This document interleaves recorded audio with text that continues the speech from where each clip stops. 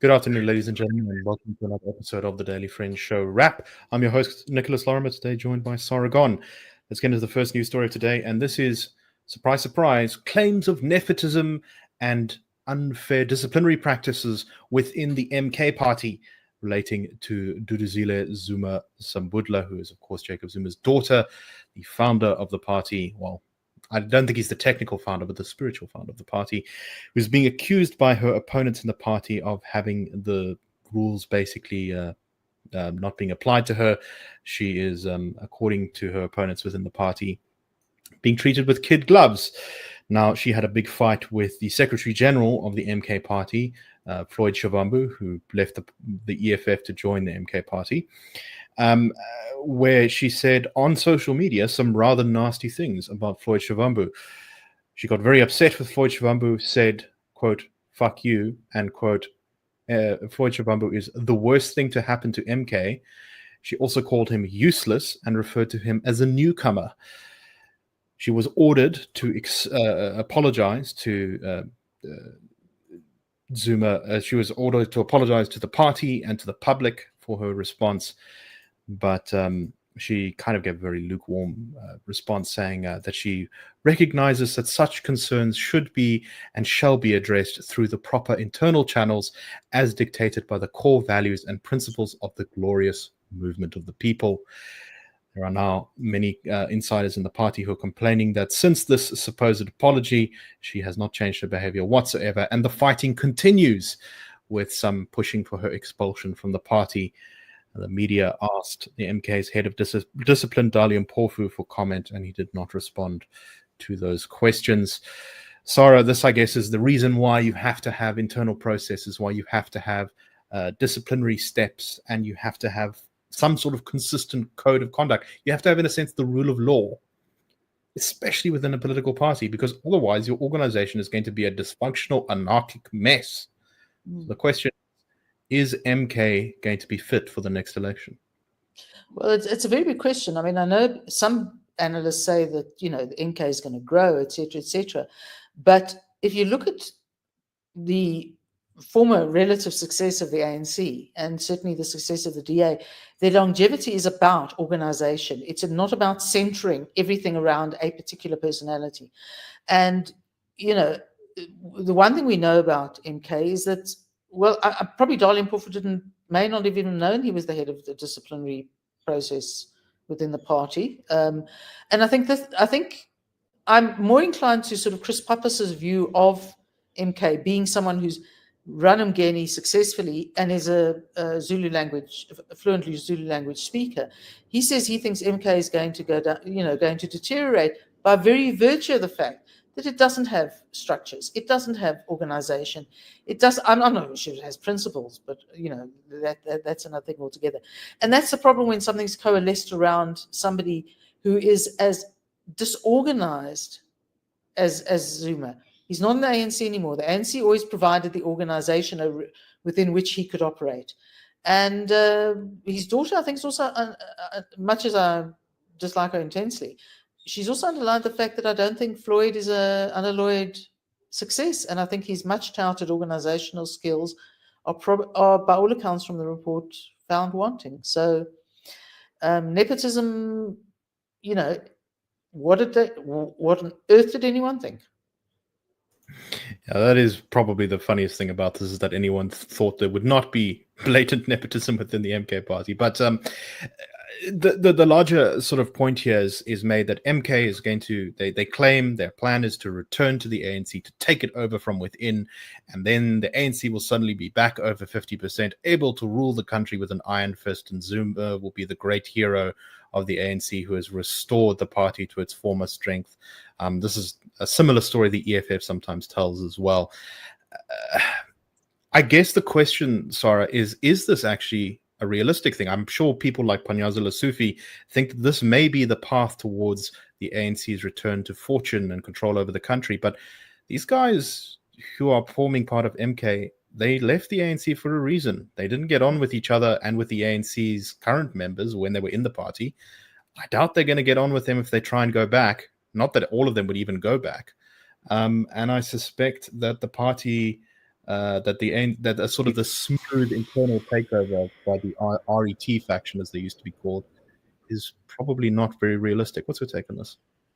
Well, I think, I mean, no other than Moletsi Mbeki, the analyst, has said that the ANC is dying.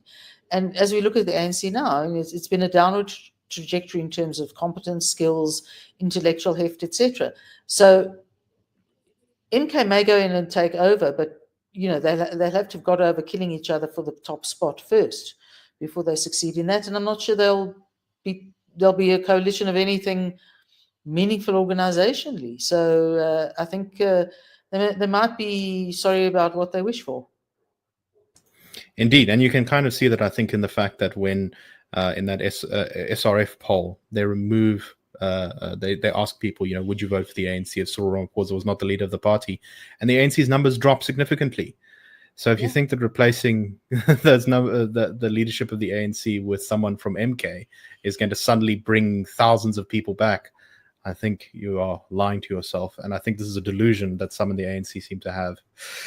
All right, let's move on to our next story, which is, I think, kind of related. And this is the state of municipal governance, specifically in KZN, where the auditor-general recently gave a report to members of the KZN provincial legislature about the last financial year's findings, finding that 92% of the municipal budgets, total budgets, if you put them all together in one pot, was being spent in a way that isn't consistent with the law. The only municipalities within KZN that seem to be managing their money even vaguely within the limits of what the law said were basically some of the smaller ones, and all the bigger ones were misspending on a huge scale. Importantly, the Auditor General identified in her report municipalities which she said fell into what she called the yellow zone. This is municipalities where, quote, you'll find poor service delivery, poor project management, poor infrastructure maintenance, procurement processes that go in the wrong direction, and drive leakages of spend. Now, this report found that 76% of municipalities in KZN fell into the so-called yellow zone. She said that, quote, someone in the yellow zone is not fine. Most of the municipalities in the province sit in that yellow zone.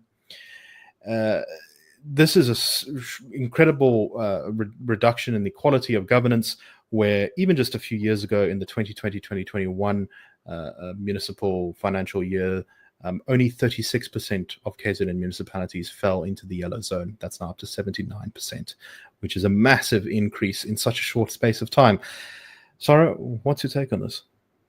Well, the drop has been dramatic, but it's also coincided with the ANC's poor fortunes in the national election. If you remember, of course, the last local elections happened 2 years before that, or 3 years before that even. So they were in a very different space. I think with the decline of the ANC in general, the tolerance for the deterioration amongst voters in next year's election is going to be very much lower, very much more quickly. So it really is an opportunity for perhaps literally the other parties in the GNU to capitalize on the fact that it is clear that the one thing the ANC doesn't appear to be able to do, which is what the SRF poll said could bring it back up to, say, 40%, is deliver something. And clearly that's not happening. So while it's bad news, because that's where people experience politics at its most visceral, it also means that perhaps the potential for change, the crisis is actually an opportunity. Yeah, well said, I think. All right, let's move on to our last story. And this is, well, you may have heard of the group called Operation Dudula, who are famous for harassing foreigners, preventing them from having entry to hospitals, harassing foreign-owned shops, and generally calling for the expulsion of all foreigners, whether they are here legally or illegally. Their most famous leader, Lux, left, I think, to join either the ANC or to form his own thing called the Soweto People's Parliament. And the person who took it over is now demanding that the SABC play his music. He says that he is organizing a march to the SABC on May 8th. And he says that Zulu radio, SABC radio station, Ukhozi FM, and its music compilers are corrupt. He has issued a memo which is quite strikingly written. Let me read some of it. Revolutionary greetings to South Africans. Allow me to declare my grievance and express my flabbergasting dissatisfactory against the behavior of the SABC Ukhozi FM music team, which comprises of corrupt music compilers such as Mr. Kethe Gwala, Zanda Mtembu, and program manager Zandile Temba, who have turned SABC institution into mediocrity game playing by the only playing music of the same artist and same record label. He then goes on to say that his record label is being discriminated against, and that there are gangs controlling the municipal, the SABC's infrastructure, and that he should be benefiting from the royalties from the SABC institution. He says that they should be playing his music as long as it complies with the station's criteria of having no vulgar words, no gimmicks, is catchy, has a hook and a sing-along. And he says, in my closing words, I dare the SABC music to further unfairly reject my music without any invalid reasons, because on 10th August 2021, me and my attorneys wrote a complaint which was defended and covered by SABC board people, cannot benefit in democracy on our behalf. That's my last statement and warning to SABC music department. He was asked by the media if he had submitted his music to Ukhozi FM, and he said, in the past, they played my songs on the station without any hassles, but suddenly in 2018, they started rejecting my music. Sara, this strikes me as nothing more than a shakedown. What's your take on this? Well, I think, Nick, you and I must make sure we're at the march to see what happens, because I think it's going to be a case of like shaking Stevens. Let's put it this way. The SAB has real problems. I don't think he's their problem. I also think somebody had sort of made a comment recently that, in the next few years, from a political point of view, NGOs are going to play a much greater role. And they mentioned AfriForum and Operation Dudula. I would mention AfriForum because this is obviously, I don't think he's going to bring out the hordes to support his desire to get music royalties. And I don't even want to hear his music to prove that I'm right. Yeah, no, this is exactly the kind of sort of,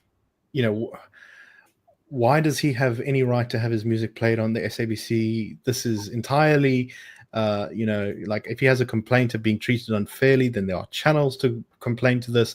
Some sort of march with a badly written manifesto demanding that they play your music. I mean, to me, it's just the kind of extortionist shakedown that you see so much in South Africa. It's exactly why so many things are not working in this country. And I've just thought of who should join us at the march is our cartoonist, David DeBell. Because yeah, there we go. This has got Monty Python written all over it. Yeah. No. Anyway, I mean, maybe they are being unfair against him. Who knows? I mean, with the SABC, I wouldn't put it entirely past them. But this is, I think, the sort of state of so many of our institutions now that, you have people threatening marches to get their way. Anyway, on that note, let's call it to a close. Thank you very much for watching today. We hope you found the show interesting, and we will see you soon on The Daily Friend Show. That's a wrap. The Daily Friend Show and The Daily Friend are a project of the Institute of Race Relations, the IRR. The IRR is a think tank which was founded in 1929 to study race relations in South Africa and works to change government policy to improve race relations through non-racialism and to ensure the prosperity of all South Africans. If you like our work and would like to support us, please go to irr.org.za and click Support the IRR. Or you can go to thedailyfriend.co.za and click the Fund Us button.